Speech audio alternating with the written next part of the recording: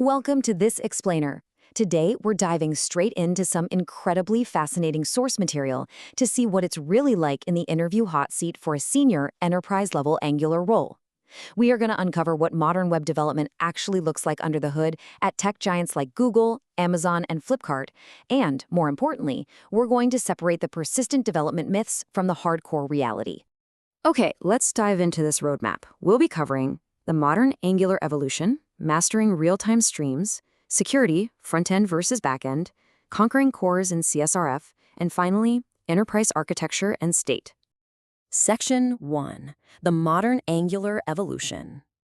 When you look back at the framework's history, it's pretty clear Angular didn't just iteratively improve over the years, it entirely reinvented its performance model.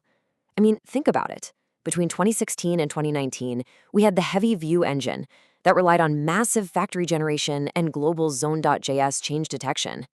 Fast forward to 2020 through 2022, and we get the Ivy renderer and incremental DOM, updating only the affected nodes. And today, we're fully in the Vite, ESBuild, and Signal-based era. It's a completely different, ultra-fast beast compared to where it started. Now, what's really interesting about this is the hard, data-driven proof of this evolution. It is absolutely staggering. We're talking about cold build times plummeting from a coffee break-inducing 90 seconds all the way down to a blistering 5 seconds. And Hello World bundle sizes, they've shrunk from massive 800 kilobyte payloads to under 70 kilobytes. This shows exactly how Vite and SBuild have just completely crushed build times and bundle bloat. Knowing these metrics off the top of your head instantly elevates an interview conversation from just writing code to true performance engineering. And here's a massive shift to wrap your head around.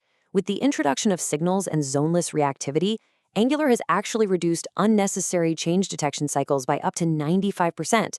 In the olden days, a single asynchronous event forced the framework to recheck the entire component tree. It was exhausting for the browser. But now, components react only to specific signal changes. It's surgical, it's deterministic, and it virtually eliminates those massive memory leaks we used to deal with. Section 2. Mastering real-time streams. So when it comes to real-time streams, a classic trap question in enterprise scenarios goes something like this. How do you handle 1,000+ events per second real-time stream? Most developers will instinctively just shout out debounce. But if you look at how major fintech firms actually operate, that's completely the wrong approach. Infinite live streams don't pause. If you use debounce on, say, a high-frequency trading ticker, you might starve the UI completely, and the user literally never sees the updated price. The golden key here is understanding a specific RxJS operator, audit time. You see, while an operator like throttle time emits the very first value in a specified window and then ignores the rest, audit time silently collects the data and emits the latest value at the end of that window. For real-time dashboards, audit time is mathematically the safer choice. It guarantees price accuracy without completely overwhelming the browser's main thread. So putting it all together, based on enterprise patterns, a truly robust approach looks exactly like this. First, you treat the stream as hot. Then, you sample it using audit time to provide necessary back pressure. Next, you cache the latest values centrally using Share Replay 1.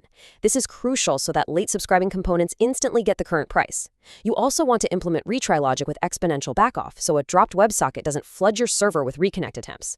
And finally, you bridge that RxJS stream into Angular signals for highly predictable UI updates. Those exact concepts, back pressure, and observability are the keywords senior interviewers are actively listening for.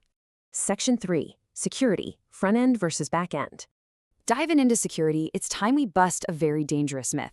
If the key is on the client, the attacker has the key. This isn't a suggestion, it's a fundamental law of web security. Way too many developers try writing custom AES encryption in their Angular services, thinking they're locking things down. But the reality is, browser dev tools, malicious browser extensions, and basic cross-site scripting can easily extract your plain text data before any of that front-end encryption even executes. When you compare the two approaches, the reality is pretty stark. Front-end encryption?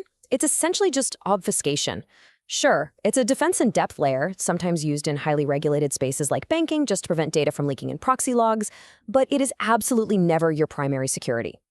True, rock-solid security happens entirely on the back end, utilizing hardware security modules, secure vaults, and bcrypt hashing.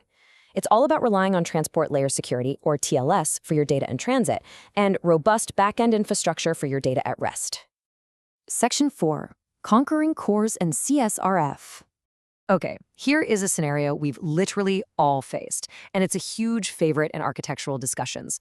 Why does the API work perfectly in Postman but fail in Angular with a CORS error? To make it even more confusing, you might check the Network tab and notice it actually shows a 200 OK success status. This absolutely baffles candidates who incorrectly assume CORS is a server-side rejection. The reality of the architecture is this. Postman talks directly to the server, and frankly, it doesn't care at all about browser security policies. CORS, Cross-Origin Resource Sharing, is strictly a client-side browser security enforcement.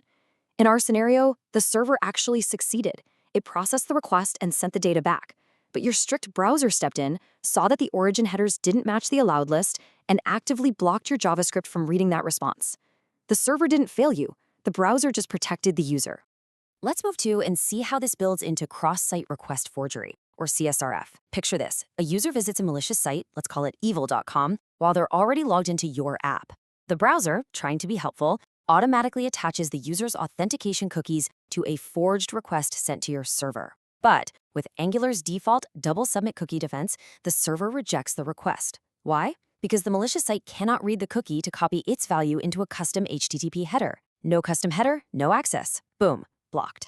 But Enterprise Mastery goes a step further than the defaults. While Angular uses that cookie and header combo out of the box, enterprise giants like Amazon handle it a bit differently. They rely heavily on same-site lax cookies, which simply tell the browser, hey, do not send this cookie on cross-site request at all. On top of that, they use cryptographically signed session-bound payloads. Understanding the nuance between default framework behavior and massive-scale enterprise security patterns, that is a huge differentiator in an interview. Section 5. Enterprise Architecture and State. When you're designing an application meant to scale across multiple independent teams, a highly debated architectural question always pops up. Can Angular Signals completely replace NGRX? A lot of developers completely caught up in the current hype cycle will give a simple yes, but digging into the source material reveals a very different story. Answering yes here is a quick way to fail the interview. The sources clarify a vital nuance. Angular signals are absolutely incredible for local UI state, deriving properties, and cutting down boilerplate code. They are a fantastic reactivity primitive. But NGRX? NGRX is still required for global enterprise-grade state management. When your app needs time travel debugging, strict action-based auditing across micro front-ends, and complex asynchronous orchestration, NGRX is still the undisputed heavyweight champion. It's not one or the other, they work together. Signals handle the local UI while NGRX manages the overarching global domain state. So the crucial point is choosing the right tool for state management naturally leads into choosing the correct rendering strategy.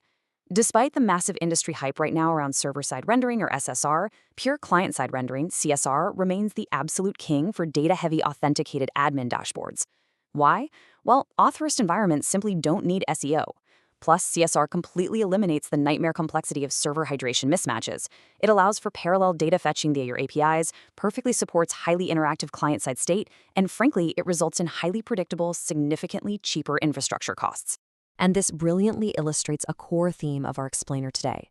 True enterprise mastery is about knowing why the tools work, not just how to use them.